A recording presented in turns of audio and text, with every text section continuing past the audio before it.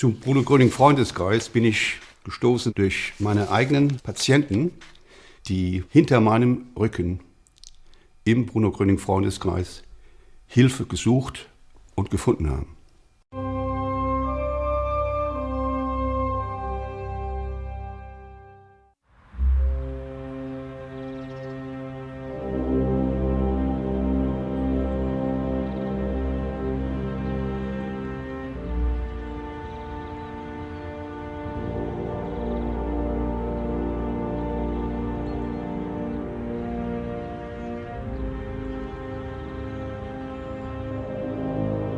Dillenburg, Februar 1959. Auf dem Waldfriedhof wird die Urne des bekannten Wunderheilers Bruno Gröning beigesetzt. Er war am 26. Januar in Paris gestorben. Der Mann, der 1949 zur Sensation und zum wissenschaftlich diskutierten Phänomen geworden war, war tot. Seine Feinde atmeten auf, seine Anhänger zerstreuten sich. Das Phänomen Bruno Gröning schien beendet.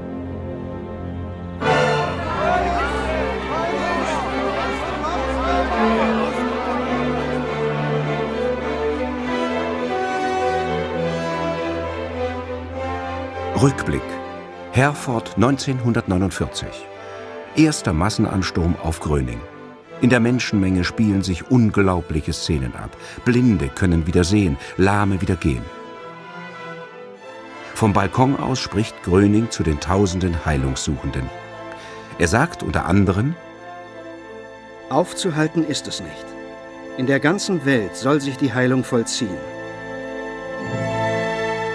Rosenheim, Herbst 1949.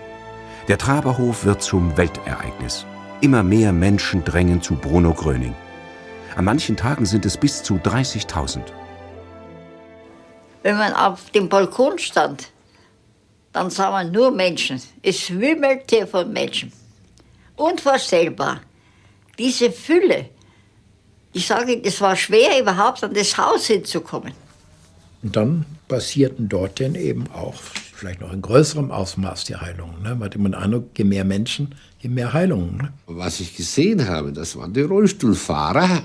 Und da ist also eine ziemlich große Anzahl, ich weiß nicht mehr, wie viele es waren, tatsächlich der Aufforderung Grönings gefolgt und sind aus den Rollstuhl aufgestanden und haben den Rollstuhl selbst geschoben. Das habe ich gesehen. München 1955. Anklage gegen Bruno Gröning. Unter anderem wirft man ihm vor, gegen das Heilpraktikergesetz verstoßen zu haben. Der Prozess zieht sich über 4 Jahre hin. Ein endgültiges Urteil wird nie gesprochen. Der Grenzwissenschaftler Professor Josef Hohmann verfasst eine Verteidigungsschrift für Bruno Gröning und prophezeit: Seine Wundererfolge sind so einmalig, dass er bereits zu einer historischen Persönlichkeit emporgewachsen ist. Kommende Generationen werden sich mit ihm und seinem Werk beschäftigen. Die österreichische Lehrerin Grete Häusler wurde 1950 bei ihrer ersten Begegnung mit Bruno Gröning von 3 unheilbaren Leiden geheilt. Später fragt sie ihn einmal, wie es sein würde, wenn er nicht mehr als Mensch da sei. Und dann sagt er das wichtige Wort: Sterben müssen alle Menschen. Ich werde auch sterben. Den Körper wird mir in die Erde legen, aber ich werde nicht tot sein. Und wer mich dann rufen wird, komme ich und helfe weiter. Und wenn es soweit sein wird, dann wird jeder aus sich selbst die Hilfe und Heilung erlangen. War das nun alles vergessen? Hatte Gröning, wie so viele Heiler vor ihm, seine Kraft mit ins Grab genommen? War die Hoffnung unzähliger Kranker nun endgültig zunichte geworden? Oder sollte das Unfassbare Wirklichkeit werden?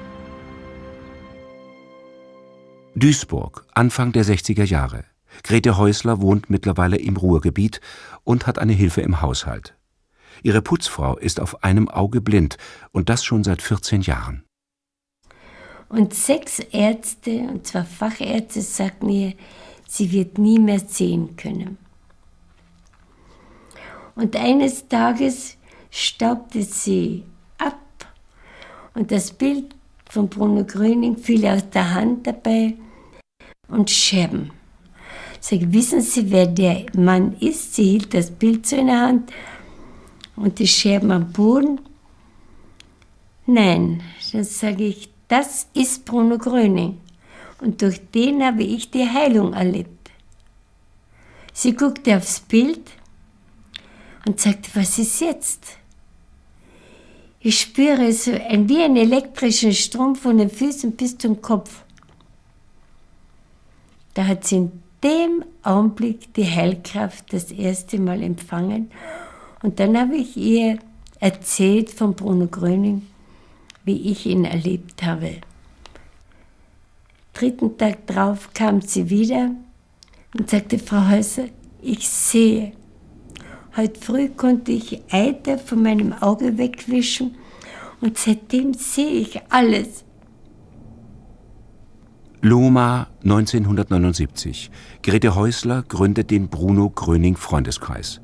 Sie will das Erbe des Wunderheilers für die Nachwelt erhalten und den notleidenden Menschen die Möglichkeit der Hilfe und Heilung bieten. Zunächst ist es nur eine Handvoll Gleichgesinnter. Doch Ende der 80er Jahre beginnt ein rasantes Wachstum. Heute ist der Bruno Gröning Freundeskreis eine der größten weltweit tätigen Vereinigungen zur Heilung auf geistigem Wege. In den letzten Jahren wurden tausende Erfolgsberichte gesammelt. Heilungen von Asthma, Rheuma und multipler Sklerose, Neurodermitis, Krebs und Angina pectoris. Rothenburg an der Fulda, Herz-Kreislauf-Klinik, Februar 1992. Christa Nehm hat Angina pectoris. Ihre Herzkranzgefäße sind an mehreren Stellen bis zu 90% verengt. Ihr wird ein großer Herzkatheter gesetzt. Plötzlich ein Infarkt, Herzstillstand. Noch im OP wird sie wiederbelebt. Und als ich auf der Intensivstation zu mir kam, sagte der Arzt zu mir, wir haben eine gute Nachricht, eine schlechte Nachricht für Sie. Die gute Nachricht war, dass man eine Engstelle etwas öffnen konnte. Und die schlechte war, dass es durch den Herzstillstand zu einem Vorderwandinfarkt gekommen war, einen großen Vorderwandinfarkt. Und das bedeutete für mich, dass alles noch viel schlechter war als zuvor. Bin dann entlassen worden mit den Worten, wir können weiter nichts für Sie tun. Ich konnte dann nur noch 2 Treppenstufen steigen, musste stehen bleiben, mich ausruhen. Es fiel mir, konnte meinen Haushalt nicht mehr verrichten. Ich konnte einfach nur noch da sitzen und grübeln. Und ich war damals sehr verzweifelt, habe oft geweint und wollte auch nicht mehr leben. Bei der Teilnahme an dem Herz-Kreislauf-Training war sie zu dieser Zeit nur mit 15 Watt belastbar. 15 Watt bedeutet ein langsames Gehen auf einer ebenen Strecke, also eine minimale Belastbarkeit. Und so gingen 2 Jahre ins Land und da hörte ich durch meine Schwiegertochter vom Bruno Gröning Freundeskreis und sie sagte, willst du nicht mit mir dahin gehen, vielleicht bekommst du da Hilfe. Und ich wollte damals eigentlich gar nicht mit. Habe gesagt, die Ärzte haben gesagt, was kaputt ist kaputt, das kann man nicht mehr reparieren. Aber ich bin dann doch irgendwann mit zu einer Einführung und dort hörte ich was von der göttlichen Heilkraft und dass man sich darauf einstellen kann und dass man auch gesund werden kann. Im Jahre 1994 wurde Frau Nehm im Herbst wohl eingeführt in die Lehre von Bruno Gröning. Und für mich als Arzt ist erstaunlich, dass nach kurzer Frist, das heißt bereits im Januar 1995, Frau Nehm wieder voll körperlich belastbar war. Und von dem Moment an konnte ich frei atmen. Und ich bin nach Hause gegangen den Abend, überglücklich. Ich konnte dann nämlich nicht nur 2 Treppenstufen laufen, sondern 30 Treppenstufen auf einmal, ohne irgendwelche Beschwerden, ohne Luftnot, ohne alles. Und ich habe von da an dann meinen Haushalt wieder tun können. Ich konnte Fenster putzen, Betten beziehen, Staubsaugen. Ich bin in die Berge gewandert. Ich habe Gartenarbeit verrichten können. Und alles, weil ich diese Kraft immer aufgenommen habe und glauben und vertrauen konnte, dass alles, was da gesagt wird, stimmt. Tatsache ist für mich, dass Frau Nehm durch die Lehre von Bruno Gröning von diesem schweren Herzleiden befreit wurde. Und wir sehen in einer Nachuntersuchung, dass sie wieder voll belastbar ist. Das heißt, im Belastungs-EKG ohne Probleme bis 75 Watt. Und bei einer Ventrikulographie ist die anfänglich auf 26% geminderte Pumpleistung des Herzens nun auf 52% angestiegen. Ein für ihr Alter vollkommen normaler Wert, der nun auch die Heilung dokumentiert. Und für mich als Arzt ist diese Heilung wissenschaftlich nicht zu erklären. Kaiserslautern 1992. Als Dr. Gerhard Blättner zum ersten Mal vom Bruno Gröning Freundeskreis hört, ist er mehr als skeptisch. Nach über 30 Jahren medizinischer Praxis als leitender Belegarzt und niedergelassener Facharzt hält er die Beschäftigung mit solchen Themen für unseriös. Zum Bruno Gröning Freundeskreis bin ich gestoßen durch meine eigenen Patienten, die hinter meinem Rücken im Bruno Gröning Freundeskreis Hilfe gesucht und gefunden haben.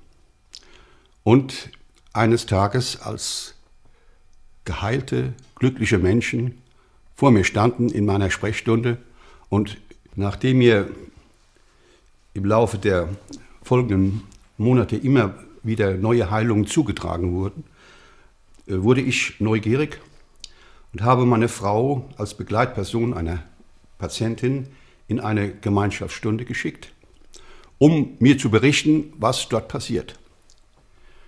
Und meine Frau hatte gerade eine sehr schwere Polyarthritis hinter sich und stand immer noch unter relativ hohen Cortisondosen und Antirheumatika. Und es ist uns nicht gelungen, die Cortisondosis unter eine bestimmte Dosis zu reduzieren, ohne dass es zu einem Krankheitsrezidiv kam. Und meine Frau hat in dieser Gemeinschaftsstunde ein sehr angenehmes Wärmegefühl empfunden und ein Ameisenlaufen in den Gliedern und hat mir von dieser Stunde sehr positiv berichtet. Und es ist uns in der Folgezeit innerhalb weniger Wochen gelungen, die Medikamente stufenweise zu reduzieren und schließlich komplett abzusetzen, ohne dass es zu einem Krankheitsrezidiv gekommen ist. Und das hat mich dann als Arzt überzeugt und ich habe dann mich der medizinisch-wissenschaftlichen Fachgruppe des Bruno Gröning Freundeskreis angeschlossen und auf eigene Faust recherchiert, indem ich Erfolgsberichte überprüft und schließlich dann später auch dokumentiert habe. Und habe mich dabei überzeugen können, dass Heilungen auf geistigem Wege Realität sind. Und bin schließlich auch zu der Erkenntnis gekommen, dass es kein Unheilbar gibt. 1995 ging ich zu meinem Hausarzt wegen sehr starken Rückenschmerzen. Er schickte mich zu einem Facharzt zum Röntgen. Dort wurde festgestellt, ich habe Osteoporose, Knochenschwund im fortgeschrittenen Stadium. Ich bekam eine Hormontherapie. Die Schmerzen wurden immer schlimmer. Nichts hat geholfen. Ich wusste nicht mehr ein und aus. Es war dann so, dass die Frau Fischer die Hormontherapie nicht vertragen hatte. Sie erlitt eine Thrombose am Unterschenkel, musste abgesetzt werden, die Hormontherapie. Und auch die Calciumtherapie wurde von ihr nicht vertragen. Auch diese musste abgesetzt werden. Es gab also aus medizinischer Sicht keine suffiziente Therapiemöglichkeit mehr für Frau Fischer. Mir ging es so schlecht zu dieser Zeit. Und in meiner großen Not habe ich zu Bruno Gröning gefunden, Heilung auf geistigem Wege. Ich habe mich auf diese Kraft eingestellt und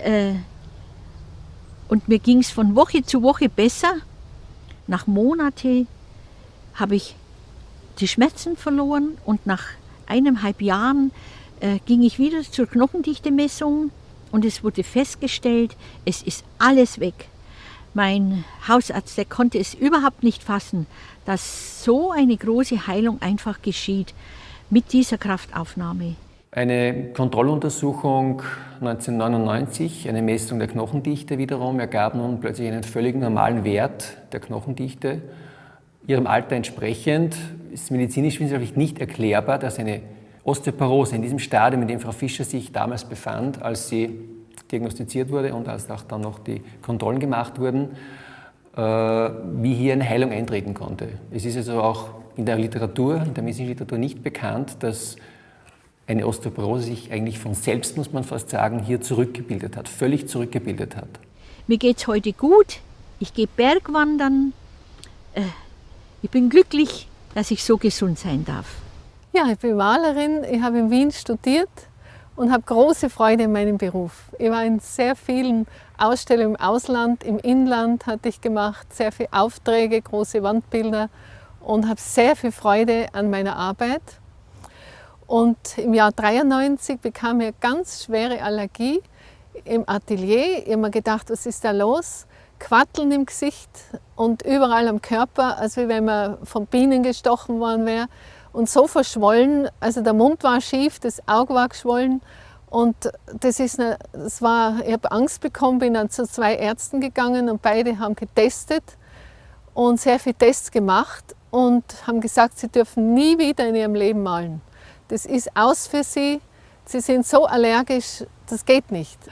Und ich war sehr, sehr traurig, habe viel geweint und habe dann durch Zufall in einer Zeitung von Bruno Gröning gehört und dass es da Freundeskreise gibt und habe zu meinem Mann gesagt, da gehen wir hin, das schauen wir uns an, denn wenn es nichts nützt, dann schadet es nichts und das probieren wir. Wir sind dann hingekommen in Innsbruck zum Freundeskreis und äußerst skeptisch und haben aber dann Worte von Bruno Gröning gehört und ich habe den Eindruck gehabt, das ist wirklich so viel Liebe, Ehrlichkeit und Wahrheit, dass man das Gefühl hat, da kann man mal sich das ansehen und da ist wirklich was dran. Und da war es so, dass ich habe die Kraft aufgenommen täglich und das hat mir so gut getan. Und da habe ich dann, bin ins Atelier, habe begonnen zu malen, ich habe das Gefühl gehabt, das geht jetzt und war erstaunt, es ging alles. Und ich kann jetzt seitdem malen, so viel ich will. Das sind jetzt 9 Jahre her und ich habe nichts mehr. Ich kann tun, was ich will. Es ist fantastisch. Ich bin in der DDR aufgewachsen, habe früher Leistungssport gemacht in der Kindheit und Jugend. Und es war da so, dass ich aber 1989 nicht mehr die Leistung bringen konnte, weil ich Asthma bekam. Ich bekam sehr schwer Luft. Das äußerte sich dann auch darin, dass ich selbst beim Treppensteigen Schwierigkeiten hatte und beim Fahrradfahren auch, dass ich immer wieder Atemnot bekam. Und ich wurde dann mit Medikamenten versorgt durch die Ärztin. Das war Spray und Kapseln musste ich nehmen, damit ich überhaupt über die Runden kam. Und dann habe ich 1990 vom Bruno Gröning Freundeskreis erfahren, habe dann auch gelernt, wie man die Kraft aufnehmen kann. Und es war aber dann so, dass ich innerhalb von 14 Tagen die Medikamente nicht mehr nehmen brauchte. Und nach diesem Ereignis war es auch so, dass ich meinen Körper wieder voll belasten konnte, kann auch wieder Fahrrad fahren und Treppen steigen und kann eigentlich alles wieder machen wie vorher, ohne Medikamente. Und das ist die ganzen Jahre auch so geblieben. Köln 1992. Im Jugendgästehaus findet die erste Tagung der medizinisch-wissenschaftlichen Fachgruppe MWF statt. Auch hier waren es zu Beginn nur eine Handvoll Ärzte und Heilpraktiker, die sich mit den Heilungen im Bruno-Gröning-Freundeskreis befassten. Heute ist die MWF eine weltumspannende Fachorganisation. Von 40 Ärzten, die bei der Gründung anwesend waren, zählt die Statistik heute annähernd 6.000 Professoren, Ärzte und andere Heilberufler aus mehr als 55 Ländern dieser Erde. Und dieses internationale Forum hat sich zur Aufgabe gemacht, Heilungen, die auf geistigem Wege geschehen, nach streng wissenschaftlichen Kriterien zu analysieren, zu verifizieren und zu dokumentieren. Ja, im Jahr 1988 bekam ich Schmerzen in den Finger- und Handgelenken. Ich ging zu meinem Hausarzt und der stellte Rheuma, also Polyarthritis, fest und ich bekam Medikamente, die aber überhaupt nicht halfen. Im Gegenteil, die Schmerzen, die wurden immer schlimmer und stärker und auch die Deformierungen an sämtlichen Gelenken. Ich hatte geschwollene Füße und geschwollene Hände. Ich konnte keine normalen Schuhe mehr anziehen. Ich konnte meinen Haushalt überhaupt nicht mehr richtig verrichten. Es war also so, dass ich meine Hände nicht mehr richtig gerade machen konnte. Ich hatte sie schon ständig so stehen und die Ärztin sagte zu mir, ich müsste mich behandeln lassen, sonst würde ich im Rollstuhl landen und ansonsten könnte ich auch meine 5 Kinder nicht mehr richtig versorgen. Und dann habe ich durch eine Nachbarin vom Bruno-Gröning-Freundeskreis erfahren, und habe dort gelernt, dass man gesund werden kann, dass ich geheilt werden kann. Und das konnte ich auch glauben. Und es war dann so, dass diese Deformierungen, auch die Schmerzen, peu à peu immer mehr verschwanden. Und ich bin jetzt kann ich sagen, seit 15 Jahren vollkommen gesund. Ich bin ein lebensfroh bejahender Mensch geworden. Und ich bin so glücklich, dass ich das kennenlernen durfte. Und ich kann heute alles wieder machen. Ich gehe turnen, ich gehe wandern, ich kann alles machen und ich bin sehr, sehr dankbar dafür, dass ich das finden durfte. Frau de Meesters Hausarzt bestätigte die Heilung in einem Attest. 1988 trat eine rheumatoide Arthritis auf, mit sehr starker Symptomatik. Frau de Meester war zu diesem Zeitpunkt bewegungsunfähig krank. Sämtliche großen Gelenke waren empfindlich geschwollen und unbeweglich. Dieser Befund heilte damals spontan aus, ohne Zugabe meinerseits von antirheumatischen Medikamenten.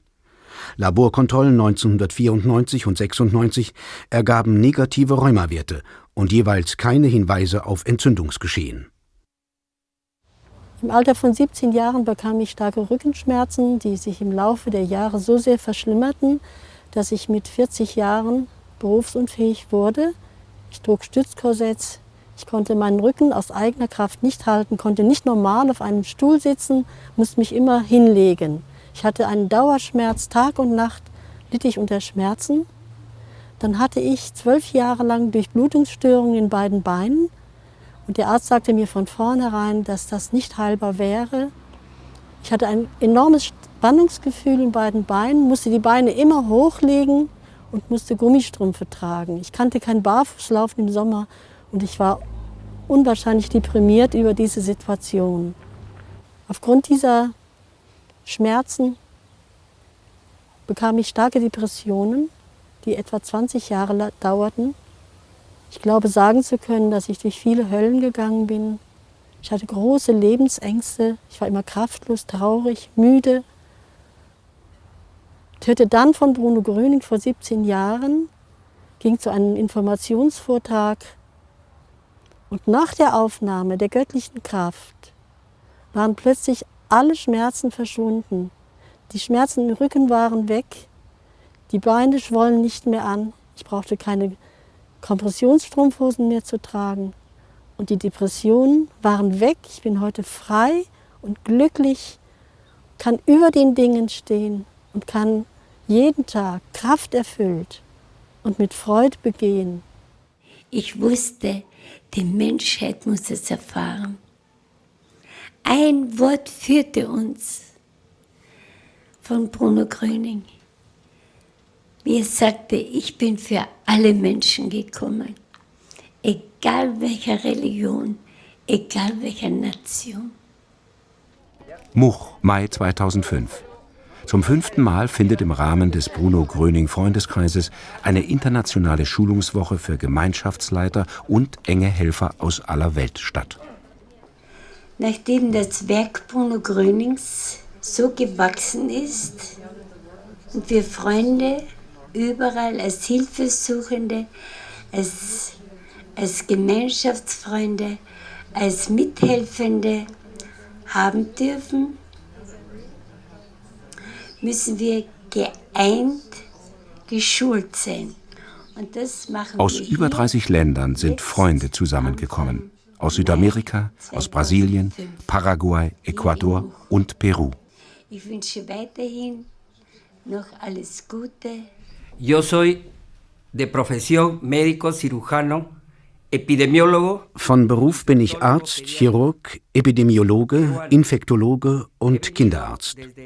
Ich bin aus der Stadt Trujillo in Peru gekommen, weil ich mehr von der ganzen Vorgehensweise kennenlernen wollte, die man bei der Heilung auf geistigem Weg nach Bruno Gröning anwendet. De toda la metodología que se emplea en la sanación espiritual de Bruno Gröning. Auch aus Nordamerika sind Freunde gekommen, aus Kanada, den USA und aus Mexiko. Ich bin nach Deutschland gekommen, weil der Wunsch, mehr von Bruno Gröning kennenzulernen, in mir immer weiter wuchs. Sobald ich von ihm hörte, merkte ich, dass ich das gefunden hatte, wonach ich so viele Jahre gesucht hatte, nämlich den armen Menschen in meinem Land zu helfen. Denn in meinem Land gibt es viele Menschen in Not. My name is Camila Akil. I come from America. I come from Florida, in fact. Ich komme aus Amerika, aus Florida. Der Hauptgrund, warum ich nach Deutschland zur Schulungswoche gekommen bin, ist, weil ich jetzt seit 2,5 Jahren den Weg Bruno Grönings und die Wirkung des Heilstroms erlerne. Und von allen Dingen, die ich bisher kennengelernt habe und wo es darum ging, das Herz zu öffnen, ist die Lehre Bruno Grönings das konzentrierteste und wirkungsvollste in meinem Leben. Sie hat mein Leben immens geändert und ich kann noch nicht mal sagen, wie. Es freut mich aus ganzem Herzen, dass wir hier... Auch aus Afrika sind Freunde gekommen. Ich bin aus Kenia zu dem Bruno Gröning-Treffen gekommen, um zu lernen, wie ich meinen Freunden zu Hause in Kenia die Lehre Bruno Grönings weitergeben kann. Es ist eine sehr gute Erfahrung, weil die Freunde zu Hause Heilung erfahren haben.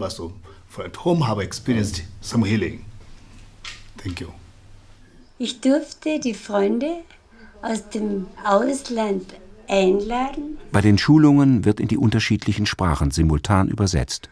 Und zwar Freunde aus den Gemeinschaften, die hier wichtige Arbeit leisten. Auch aus den russischsprachigen Ländern sind Freunde nach Deutschland gekommen. Aus Russland, Weißrussland, Kasachstan und der Ukraine.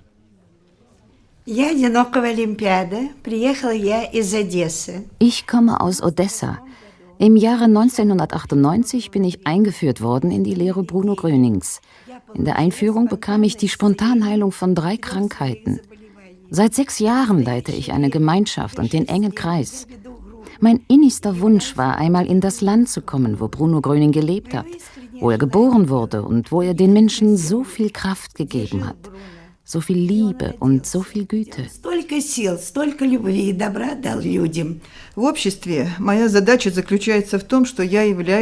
Meine Aufgabe in der Gemeinschaft ist, die Heilungsberichte für unsere Region zu dokumentieren. Ich bekomme die Berichte, prüfe und bestätige sie. Ich setze mich mit den Ärzten in Verbindung und fordere die Voruntersuchungsergebnisse an, damit die Heilung bestätigt werden kann. Ich bearbeite die Heilungsberichte und schicke sie ins Archiv, als Bestätigung, dass der Mensch, der auf den geistigen Weg kommt und bereit ist umzukehren zum Ursprung, zur Natur, zu Gottvater, die Heilung oder Hilfen bekommt als Dank.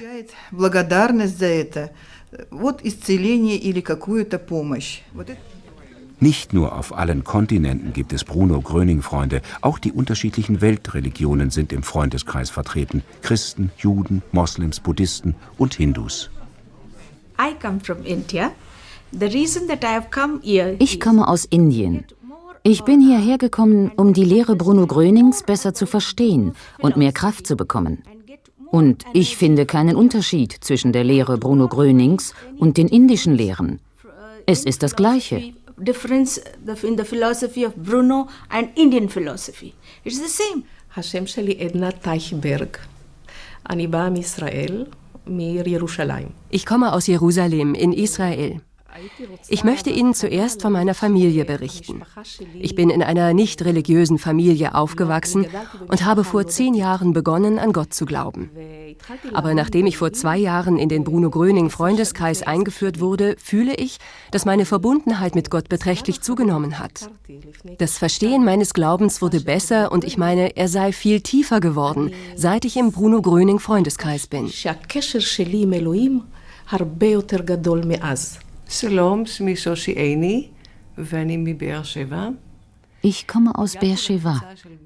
Ich kam zum Bruno Gröning Freundeskreis, weil ich für meine Familie Hilfe bekommen wollte. Was ich tatsächlich bekommen habe, ist ein Ort, wo ich herausfinden durfte, dass es viel Liebe und viel Geben für Menschen aus aller Welt, mit allen Hautfarben und jeder Herkunft gibt. Bruno kann einen fühlen lassen, dass man nie alleine ist und Liebe bekommen kann, wo immer man auch ist.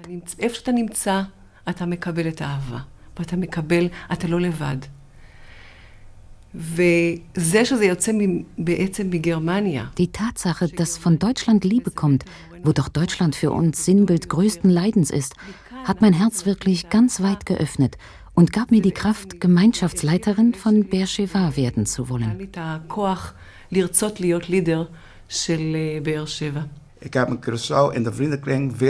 Ich habe in Curaçao im Freundeskreis vielfach erlebt, dass Menschen geheilt wurden. Selber habe ich 4 Heilungen miterlebt. Darum bin ich voller Begeisterung gekommen, um bei dieser großen Kraft dabei zu sein. Ich komme aus Curaçao und wir sind hier gekommen. Ich komme aus Curaçao.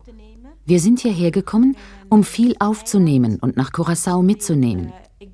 Ich bin mit einem Freund gekommen und bin sehr begeistert von Bruno Gröning.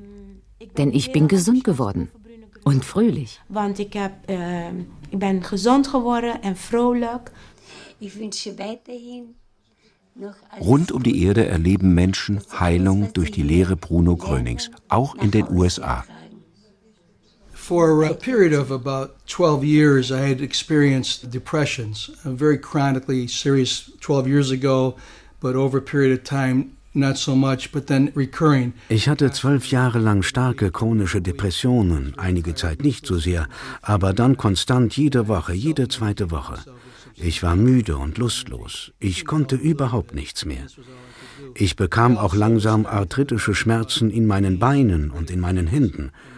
Und ich erinnere mich an einen Arzt, der mir, als ich 22 Jahre alt war, sagte, dass ich Osteoarthritis im Nacken hatte und auch im Kreuz, im Hüftbereich.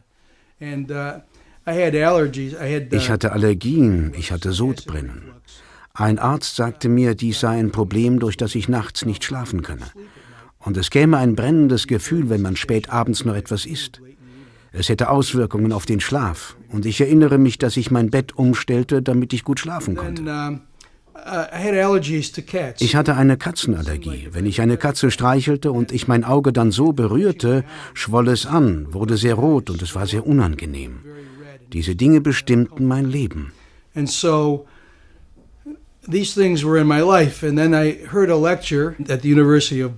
Und dann ging ich zu einem Vortrag an der Universität von Buffalo und ich hörte einen deutschen Arzt über Heilung auf geistigem Wege durch die Lehre Bruno Grönings sprechen.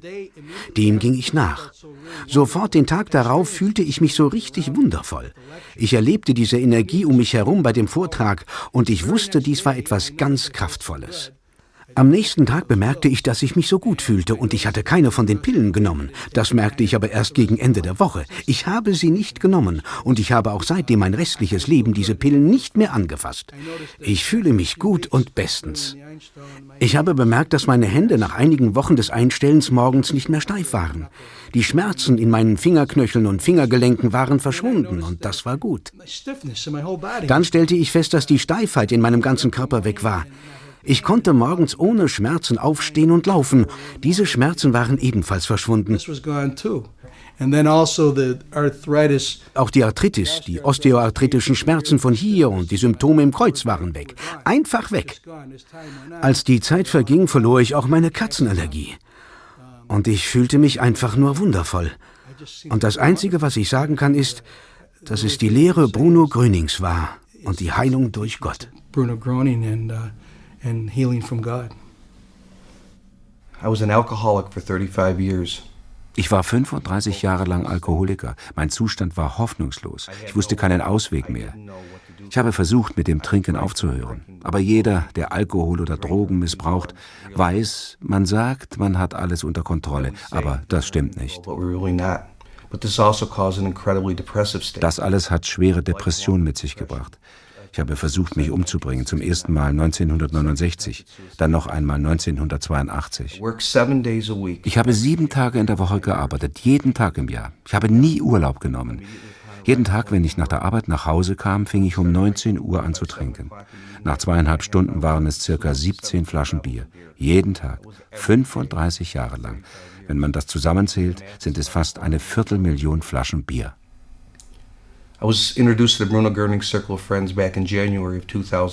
Zum Bruno Gröning Freundeskreis fand ich im Januar 2004 durch einen Freund, der an mich glaubte und der wusste, dass ich ein Problem hatte. Ich kam zu der Lehre, ohne zu wissen, um was es ging und ohne daran zu glauben. Ich war erstaunt über die Großzügigkeit der Menschen dort. Und dann habe ich an diesem Wochenende eine totale Heilung von Alkoholismus erlebt. Sie war so eindeutig. Ich habe nichts tun müssen, gar nichts. Die Sucht wurde mir einfach genommen, als ob sie nie da gewesen wäre.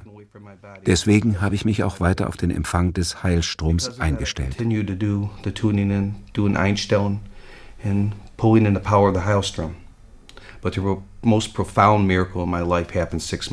Aber das größte Wunder in meinem Leben geschah 6 Monate später, durch die Aufnahme des Heilstroms Gottes. Ich saß in meinem Wohnzimmer und spürte plötzlich eine Kraft in meinen Beinen, die nach oben durch meinen ganzen Körper strömte. Und in einem Moment wurden alle seelischen Beschwerden, die ich in meinem Leben gehabt hatte, alle Depressionen abgezogen durch meinen Kopf und ich war frei. Ich trinke kein Bier mehr und ich habe kein Interesse an Alkohol. Es ist keine Sucht mehr da.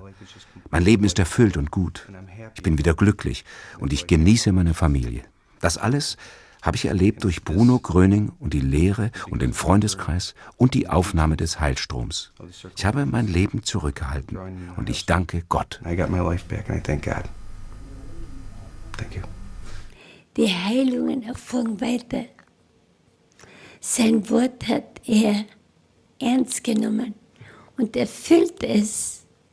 Wer mich rufen wird, ich werde nicht tot sein. Dann komme ich und helfe und heile weiter. Und dann wird es so weit sein, dass jeder aus sich die Hilfe und Heilung erleben wird.